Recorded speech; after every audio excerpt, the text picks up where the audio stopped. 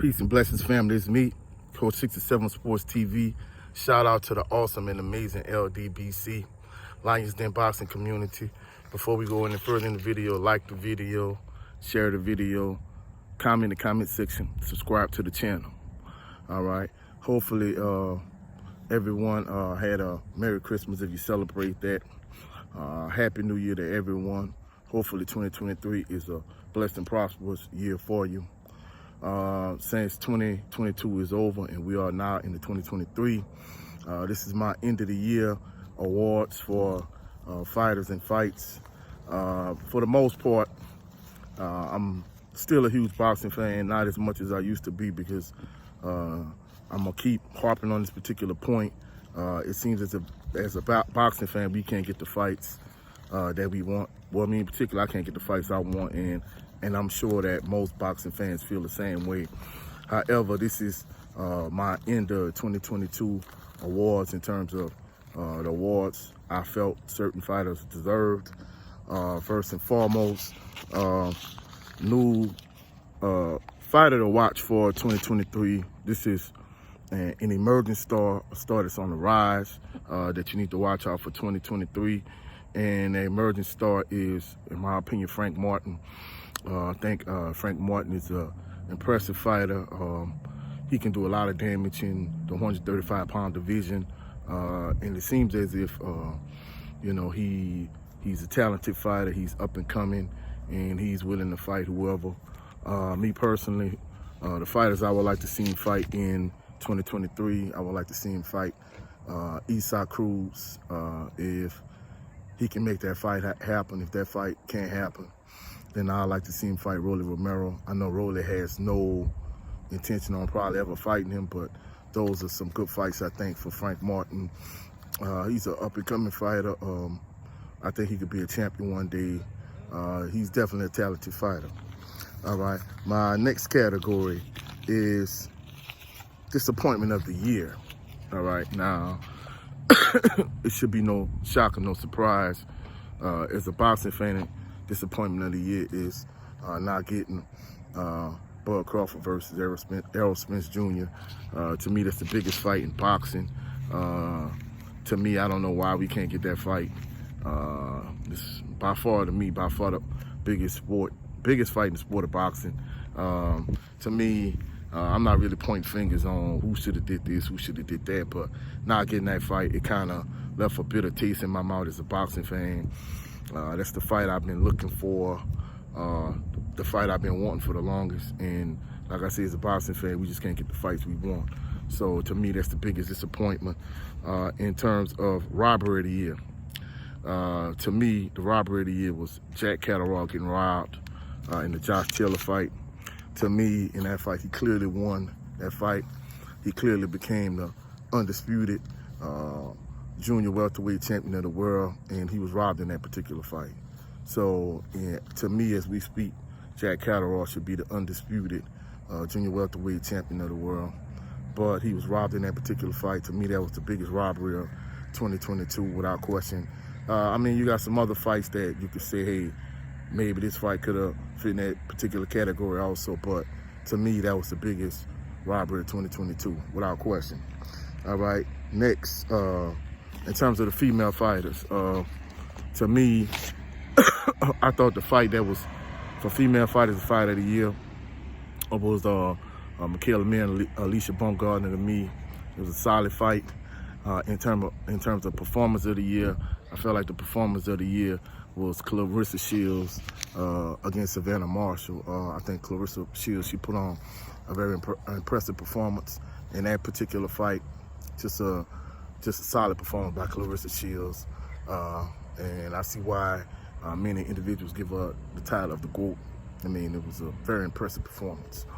In terms of the moment of the year, two particular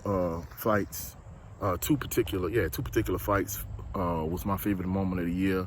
1A for me would be the return of the King, triumphant return of Deontay Wilder in his impressive performance against Robert Landis, knocking him out. To me, that was 1A. And probably 1B to me would be Regis Prograis against Cepeda. To me, that was my two favorite moments of 2022. Both of them were very good moments. Wild in particular, a lot went on. Southern had a huge win that particular night. And it was just a lot going on. It was a beautiful night. Devin Haney fought that night also. It just was a lot going on.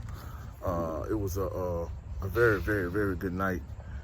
And to me, just wild to get a knockout over Robert Lanius. It was the icing on the cake. All right. Next category is knockout of the year. To me, Caleb Plant's his knockout of Darrell, that was an extremely impressive knockout. That was clearly the knockout of the year to me. That was a very brutal knockout. It was just a knockout of the year in my opinion. Next category, fight of the year. Fight of the year to me was Charlo against Castaño. That was a very good fight, and even though I'm not a huge fan of Charlo, it was a very impressive performance, and him getting the knockout. That was it was a very, very, very impressive performance in my opinion. Nothing more to say on that particular fight. Upset of the year, to me, the upset of the year was, even though as a boxing fan, I shouldn't have been shocked, but to me, I say the upset of the year was Dimitri Bivol beating Canelo. And it wasn't the fact that he beat Canelo, it was an impressive performance.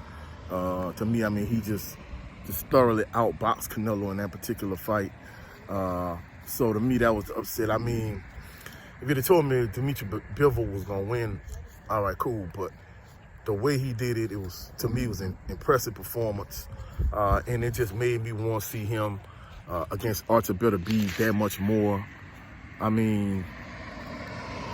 That particular performance against Bivol, it made me want to see Bivol versus Beterbiev. Of course, in my opinion, if I could, I would get, I would push for undisputed in every weight class. But watching Bivol, Dimitri Bivol just have impressive performances against Canelo, to me, that just kind of made me want to see that particular fight even more so. And I think for Canelo, it was just a cherry pick going wrong. To me, I think had he fought Beterbiev, it might have been even worse. Who knows? But it was a cherry pick going wrong. And to me, instead of him fighting Bivol, if he'd have just fought David Benavidez, who knows? But to me, that definitely was the upset of the year. Next, to me, the beatdown of the year. To me, this was a impressive performance. Beatdown of the year definitely goes to Errol Spence Jr. The way he beat up Yordenis Ugas, and especially after the way Ugas performed against Manny. In the unification bout, he had his moments, but once Spence got going, it was nothing Ugas really could do. He gave a gallant effort. He fought hard, but for the most part, it was nothing really Ugas could do.